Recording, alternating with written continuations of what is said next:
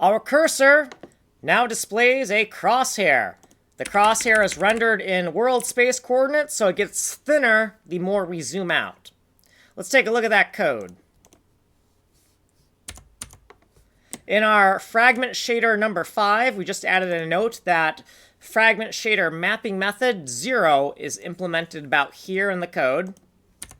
We increased our crosshair thickness from 16 discrete units to 256 discrete units, and I believe this is on each side, so the thickness of the cursor is 512 in discrete units. In our code that takes a pixel position and turns it into a discrete unit position in the renderer, aka a canvas position to a world space position, we added this code for fragment shader mapping method 0. We don't have enough time to go over it.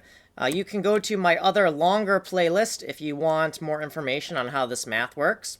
We added the similar math for the y-axis down here. It's the exact same calculation, but instead of the x-axis, it's the y-axis. So pixel y to discrete unit coordinate y. In other words, the canvas pixel click location to the world space location.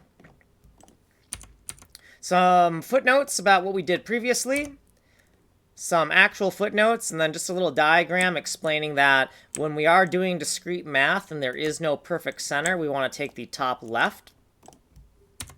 What we did in this video. So we just implemented this method of rendering. We already had this method of rendering, but now we've implemented it in the CPU side code that figures out where the mouse position translates to discrete units in our world space.